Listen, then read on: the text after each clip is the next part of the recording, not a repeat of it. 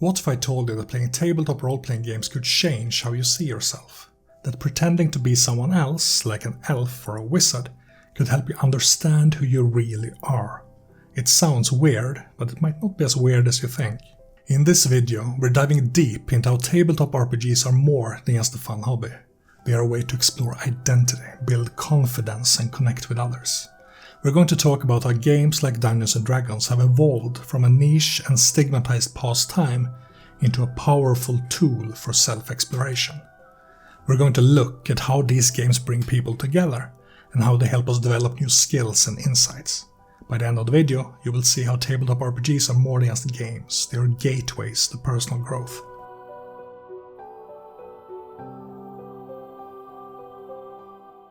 With the release of Dungeons & Dragons in the early 70s, tabletop RPGs became part of popular culture. And in the decades since, we've seen a wild variety of games, worlds and ways to play. At their core, these games are all about having fun with friends, but they also mix storytelling and gameplay in a unique way. There is a game master that weaves a narrative, and there are players bringing characters to life. It is like a sophisticated form of make-believe. Tabletop RPGs are all about collaboration. You and your friends create and explore fictional worlds together, mostly by sitting at a table, talking and throwing dice. Sure, you can play online, over text or voice chat, but no matter how you play, it's all about that shared experience. And this goes beyond just the game itself. You've got communities, fan sites and creative spaces that let you connect with others who share your interests. Playing tabletop RPGs is a social hobby. They are the perfect gateway to finding friends, and they can be especially empowering for those who might be more introverted or anxious in everyday life. The games are important, but the people who play are even more so. Understanding why people play and keep coming back is just as important as understanding the games themselves. To understand how to use these games for self-exploration, we need to first understand why people want to play at all. Historically, tabletop RPGs were played mostly by dudes within same-gender friend groups during adolescence. So there's no surprise that there weren't many women around. But times are changing, and more people of all genders are now diving into the hobby. So why do people start playing these games? Most of the time someone pulls them in. Maybe a friend says, "Hey, wanna play D&D?" Or they stumble upon it online or in a game shop. Sometimes it's pure creative curiosity. They are drawn in by the idea of building worlds and telling stories. But once you're in, what keeps you coming back for more? For many, it's the thrill of creative freedom. You get to use your imagination to shape entire worlds and craft epic stories, and that can be addictive. For others, it's about exploring different aspects of themselves. Maybe you're playing a character who's like you, or maybe you're trying on a totally different persona. Either way, it's a chance to learn about yourself and others in a way that's fun. Another big reason is belonging. Tabletop RPGs give people a space to connect, interact, and just be part of something. It's about finding a group where you feel included and safe. There's also the appeal of escapism. Life can be stressful, and tabletop RPGs offer a mental break, a chance to step away from reality for a bit and immerse yourself in a different world. Finally, there's personal improvement. You're practicing things like social skills, problem solving and conflict resolution without even realizing it. It's like a playground for your brain, giving you space to grow. But the magic of tabletop RPGs isn't just in who we are as players, it's also in the roles we take on. Stepping into a character means navigating a whole new set of expectations both in the game and in real life. To learn more about what this means, we need to dig into the concept of roles. Consider the following scenario. If two friends are playing a tabletop RPG and one steals an item from the other in the game, did they really steal from their friend? Well, it's complicated. It all depends on how the players understand the roles in the game and in real life. In tabletop RPGs, the lines between the game world and the real world are constantly shifting. This means that the roles you play in character can influence how you relate to each other out of character. For example, one player might be a thief in the game world, stealing an item as part of their character's role. Meanwhile, the other player might feel personally attached to that fictional item, even though it's just part of the story. This isn't just about what happens in the game, it's about how those game roles bleed into the real world. Players are constantly juggling multiple roles both in and out of the game, and that can get quite complex. Sociologist Irving Goffman famously compared social interactions to a theatre performance. He argued that we all play roles based on what society expects of us, and these roles aren't just superficial, they are deeply tied to who we are. Some roles are handed to us, like becoming an aunt or an uncle, while others we choose, like being a student or a gamer. How we perform these roles is influenced by our cultural upbringing, which shapes how we act and interact with others. People can be said to navigate multiple roles at the same time, like being an aunt or an uncle, black or white, queer or straight, American or European. All these roles and their social contexts form a spectrum of identities. Playing a tabletop RPG in a way adds another layer to this, giving us a stage to enact new roles. Before the dice start rolling, players go through a kind of psychological warm-up, where they assess the game's themes, set boundaries, and agree on a kind of social contract with each other. This marks the shift from the real world to the game space. And when you're in that game space, you know you're playing a role. Maybe you're playing a villain. That's okay in the game, but obviously it wouldn't be in real life. In tabletop RPGs, players move between three main frames of focus. There's the real world, where you're just yourself. The game context, which is all about following the game's rules. And the narrative, where you're full in character, living out the story. Props, cues, and even just the vibe around the table can help players know which frame they are in. But sometimes the lines blur, and you might see people get mixed up, hiding behind game rules or confusing their in-game actions with real-world consequences. This is like a liminal space where your real-world self overlaps with your in-game persona. It's like when you find yourself speaking as your character without even thinking about it, or shedding tears when you achieve a decisive goal. You're in the liminal space between frames, the roles touching like waves against the shore.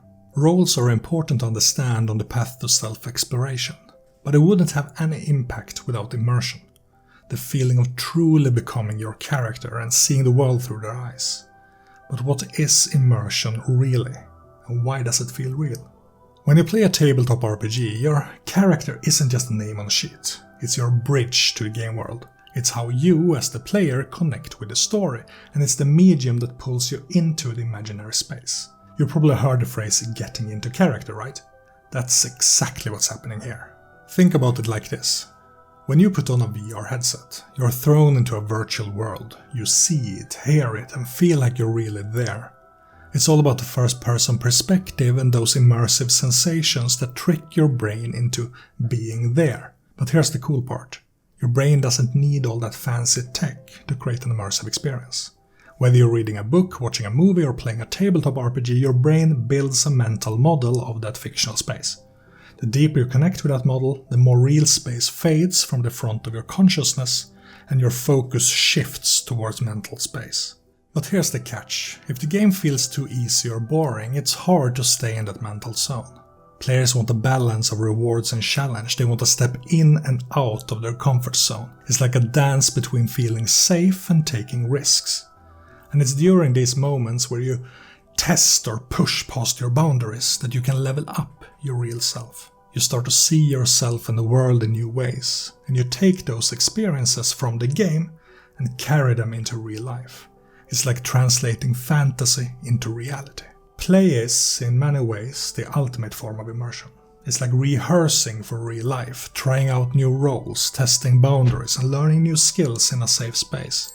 When you play, you're not just pretending, you're evolving. And sometimes the line between what's real and what's imagined isn't all that clear. Take LARPing, for example. If someone plays a skilled swordsman, they might not become a master swordsman in real life, but they are still learning something valuable.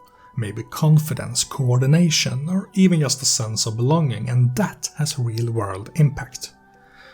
When we add the concepts of roles, frames, and immersion together, we start to uncover the true impact that role-playing games can have on us. Playing a character isn't just a performance. It's a way to explore who we are and who we might become, and stories aren't just entertainment. They shape how we see the world and ourselves in it. There are countless theories about the concept of self and the creation of identity, and some of them tie into role-playing in interesting ways. Take Herbert Mead's idea of the generalized other.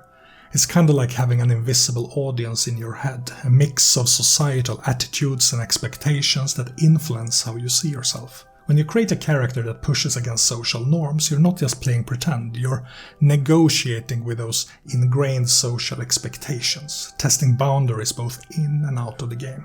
Then there's Pierre Bourdieu's concept of habitus. The idea is that your habits, skills, and perspectives are shaped by your upbringing, your education, and the social world around you. It's personal, but also deeply social. So when you make a character, you might unintentionally sprinkle in some of your own experiences, like giving your rogue a rebellious streak that might touch upon your own struggles with authority. Psychologist Lev Vygotsky argued that learning isn't something we do in isolation. It's social.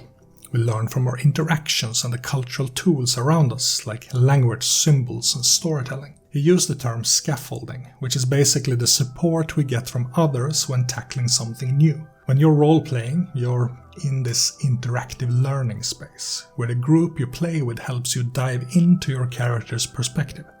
Each conversation and choice you make in-game shapes not just your character, but also how you see the world. Finally, there's the idea of narrative identity, which suggests that the stories we tell about ourselves are constantly shaping who we are, and that includes the stories of our characters.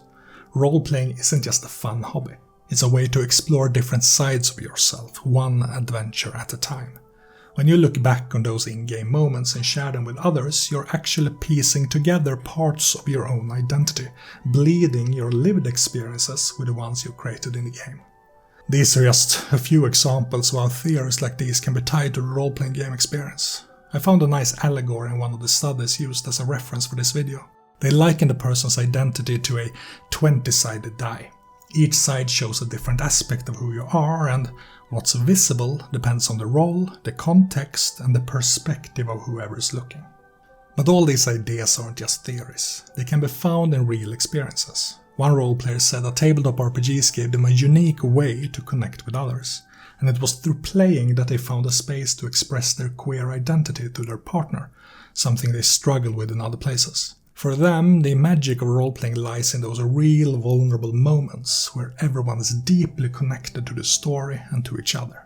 Another player felt that the real magic of role-playing was in the sense of connection, where everyone's energy feeds off each other, creating something truly special. For some, role-playing even became a way to explore parts of themselves that felt scary to embrace in real life. One player described the best parts of tabletop RPGs as trying out aspects of themselves and gauging others' reactions, gradually feeling confident enough to bring those parts into the real life. For them, playing a character was like giving themselves permission to be who they truly were. What all these stories have in common is that the magic of role-playing happens in those shared moments of play where players create stories together, explore new possibilities, and see new potentials in themselves. It's about experimenting, growing, and discovering things about who you are that you might never have seen otherwise. But while tabletop RPGs offer incredible opportunities for self-exploration, they haven't always been welcomed by society. Stigma has long shadowed the gaming community, affecting how players are perceived and sometimes how they perceive themselves. This is a hobby that can be difficult to explain to people who haven't played, because it is something you really must experience for yourself. To some, it might seem childish, weird, or just a waste of time. There's also the stigma of adults doing things that don't fit the traditional mold of having your life together. Things like contributing to society, building a career, or starting a family.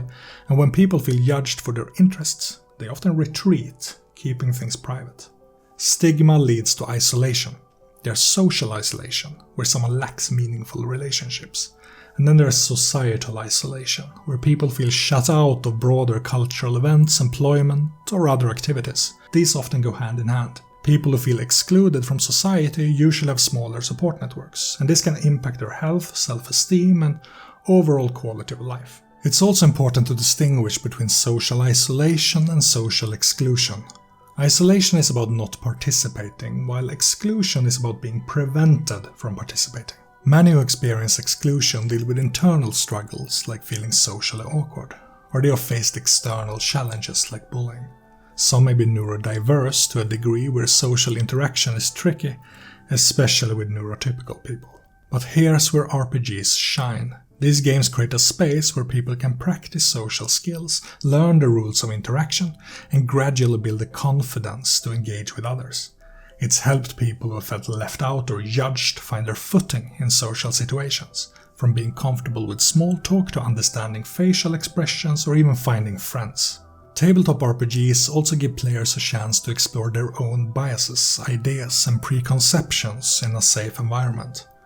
Research shows that role-playing can affect behavior, emotional well-being, and even how we handle emotions like anger, directing them towards fictional scenarios rather than real-world conflicts. It's like a sandbox for your psyche where you can try on different personas and see what fits. For example, playing a confident character when you're anxious in real life can be a way to have a dialogue with yourself about who you are and who you want to be.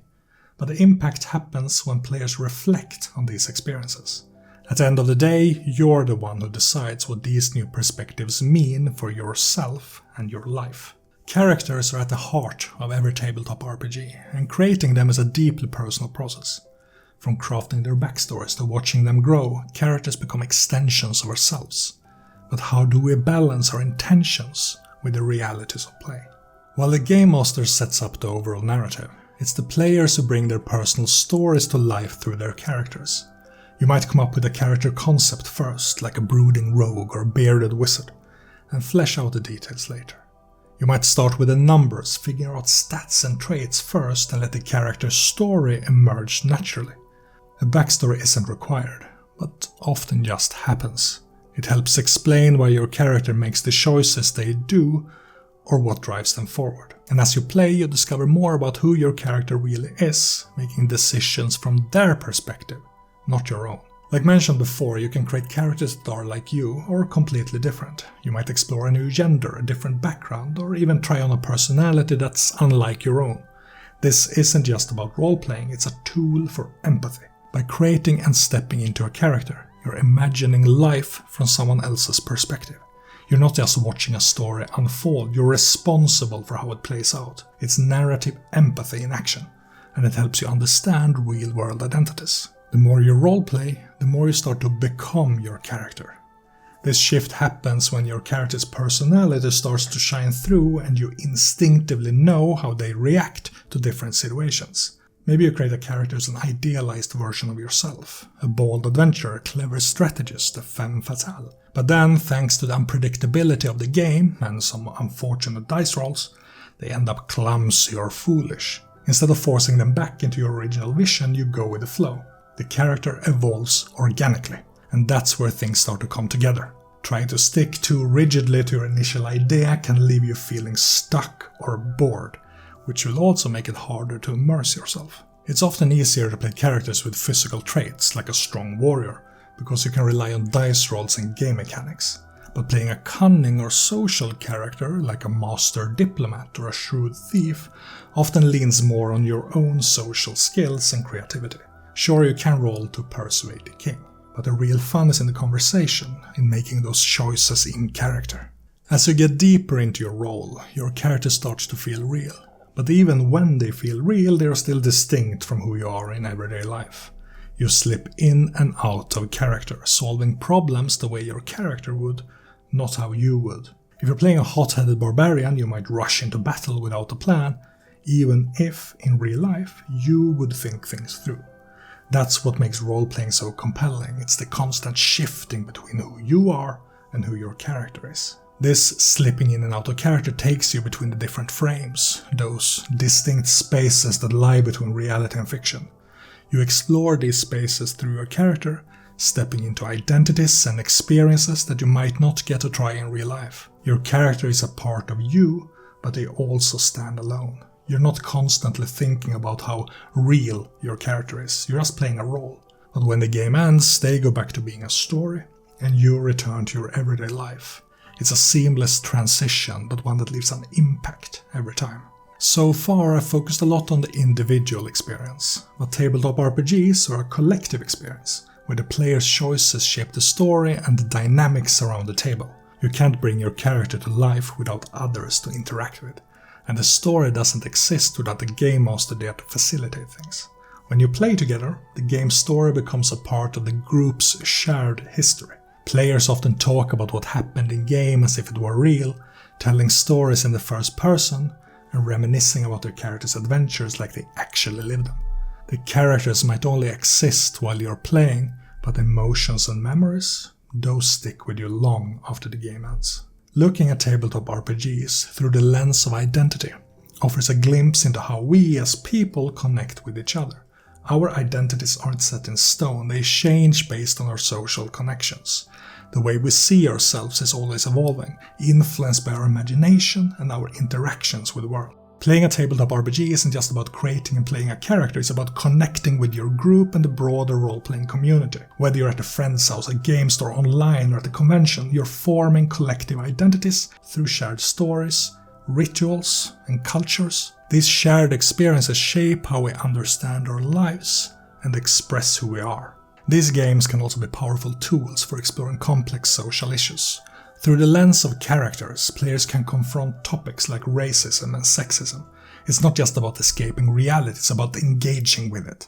The game provides a space to explore real-world issues in a safe way, allowing players to approach these themes rather than run from them. At their core, tabletop RPGs let people connect, grow, and find their place in the world. They are not just about rolling dice or defeating dragons, they're about forging bonds, exploring identities, and tackling the big questions of who we are.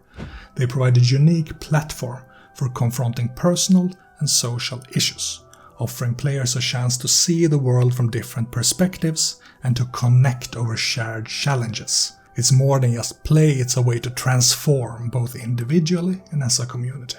One of the biggest draws of tabletop RPGs is the sheer creative potential. They are a playground for acting, problem solving, and world building. There's something magical about stepping into a character and navigating a world that feels both real and imaginary. The liminal space of play creates a room for self-reflection and transformation. Being a role player isn't just about rolling dice, it's about shared values, interests, and sometimes even speaking and behaving in a way that's unique to the gaming table. It's like a shared language that helps players connect with each other and better understand themselves. Role players learn this culture by playing games and engaging with the community. They don't just absorb it, they help create it, shaping how to think, feel, and act. They learn the lingo, like what it means to roll a 1. That feeling when everything goes wrong. And as the culture evolves, so do the games themselves. But just like any form of art, tabletop RPGs are products of their time and place. They are built on hundreds of pages of rules and world building that define how the game should be played. But because these games are written by people in a specific time and place, they often carry the biases and values of their creators. Tabletop RPGs aren't static works, they are social phenomena that evolve with the community. Look at Dungeons & Dragons, which has gone through multiple editions, each refining and redefining what it means to play the game. But even as the mechanics evolve, some cultural artifacts, like outdated viewpoints, can stick around, reflecting the beliefs of the era in which they were created. It's not just the game designers who shape these narratives. Players do too. When role players create game worlds, they don't do it in a vacuum. They bring in elements from their own lives, cultural experiences, and the media they consume. Every gaming group weaves in their own references, whether it's in-jokes, iconic quotes, or memorable scenes from a show. But it's not all positive. Sometimes harmful perspectives like sexist tropes, homophobic slurs, or racial stereotypes sneak in as well. This mix of influences shows how tabletop RPGs aren't just imaginative spaces, they are mirrors reflecting the broader culture we live in. Players draw inspiration from all sorts of media, comics, movies, video games, not just because it's easy, but because it lets them take control of their entertainment. Tabletop RPGs provide a space to engage with friends and build something unique together. Both the designers who set the stage and the players who bring it to life are participating in creating art. It's a shared creative process where everyone has a role. Tabletop RPGs offer a unique opportunity to create spaces where everyone can see themselves reflected, but they also reveal the gaps that still need to be filled. Now, when we learned about the games, about roles and identities, and about the stigma that many role players have faced, I want to look at the concept of representation and how tabletop RPGs can be an empowering tool for marginalized communities. Players don't come to the gaming table as blank slates. Everyone's experiences, privileges, cultures, and backgrounds shape how they play and contribute to the game's story. The moment you start role-playing, especially in scenarios that involve power dynamics, you're stepping into a political space. Tabletop RPGs can sometimes amplify existing biases, but they can also be powerful tools for self-exploration and defiance. Want to explore gender identities? Your character becomes a way to experiment and express yourself. Coming from a marginalized community, your character is entirely your own, free from biased media portrayals. Role-playing becomes a canvas where you can challenge the status quo. For those who have been historically gate-kept from certain spaces, creating new ones through role-playing is not just an act of defiance, it's a way to survive and thrive in the face of exclusion. But creating a character you identify with is only the first step. You also need a supportive group that enables your exploration. Let's look at an example. John creates a character he describes as autistic, reflecting some of his own experiences with autism. However, two other players, Mike and Sophia, who are also autistic, initially worry that John's character might reinforce negative stereotypes. This sparks a conversation where John explains his intentions, and Mike and Sophia, understanding where he's coming from, accept his character choice. This creates a safe space for John to explore aspects of his character that are meaningful to him. Without that support, John wouldn't feel comfortable exploring this character out of fear of offending his friends. Stigma follows many marginalized people, often leading to feelings of confusion and isolation. For queer people, for example, coming to terms with their identity can be a long, painful journey. Even as you start to accept who you are, society might not be so accepting. Social exclusion can make even the simplest things, like using a public bathroom, a source of stress and isolation. Positive relationships help, but they aren't guaranteed. Some people face harassment, violence, or mistreatment simply for being themselves.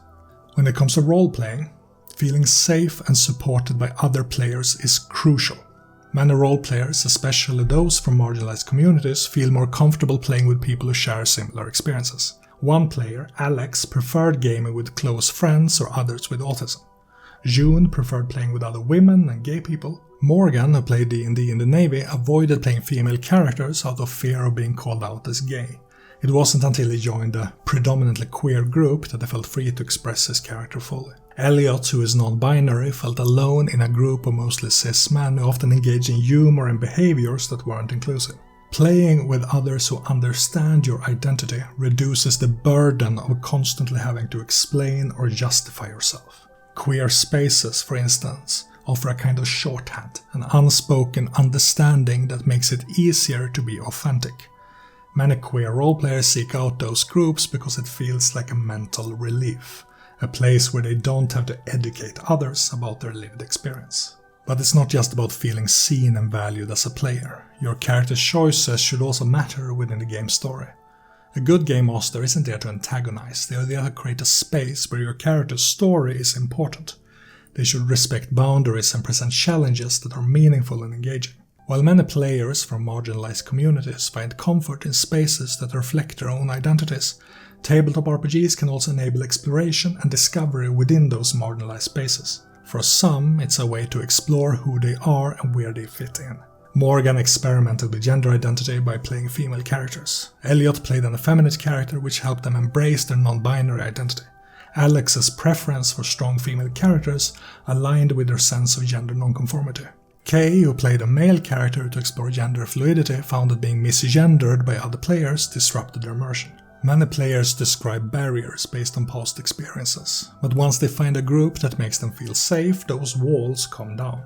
The key takeaway is that establishing trust and comfort among players is essential for meaningful play. Modern RPGs now emphasize Session Zero and safety tools for a reason.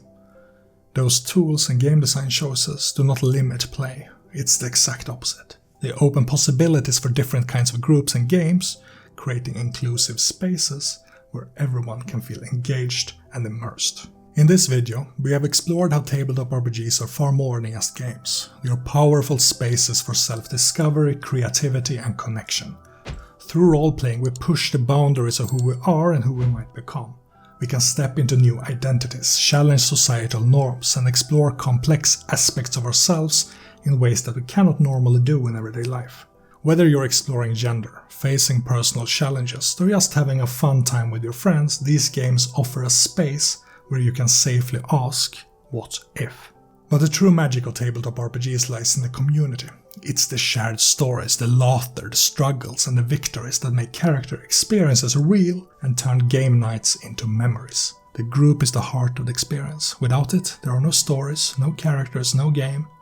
The games remind us that we're never just playing alone, we're always collaborating with those around us, building something great together. Tabletop RPGs can be many things. A therapeutic tool, a social outlet, a space to learn, or simply a way to unwind and have fun. They can help us communicate, make decisions and form bonds that might never have existed otherwise. But it's important to remember that the impact of these games isn't guaranteed. It all depends on the dynamics of the group and the willingness of players to support and uplift one another. A positive environment can turn these games into powerful engines of personal growth, while a negative space can do the opposite, leaving players disappointed, disconnected or excluded. Tabletop RPGs invite us into realms of possibility, drawing us from the everyday into a world where we can see ourselves in new ways. Every game is a chance to explore, experiment and reflect on who we are and who we might want to be. It's about more than escape, it's about connection. It's about finding those magical moments where you feel seen, heard and valued for exactly who you are. So, the next time you sit down at the gaming table, remember, it's not just a game, it's an opportunity to discover something new about yourself and the world around you. Every roll of the dice, every character choice and every shared story is a step toward understanding who we are, both as individuals and as a community. Whatever you do, keep playing, keep exploring, and keep telling stories. If you enjoyed this video and want to see more, please like, comment, share and subscribe. And if you want to support me directly, consider joining my Patreon to get exclusive previews of my game design projects, like Machineborn, which is very close to completion and can be picked up and played already today at a $1 tier. I apologize for taking so long before posting this video, but it was a huge project, since I had to sift through hundreds of pages of academic research to find all the right words. If you want to delve deeper into these concepts, you'll find a full list of references in the description. Also, comment below with your own experiences on how tabletop RPGs have had an impact on your life. Until next time.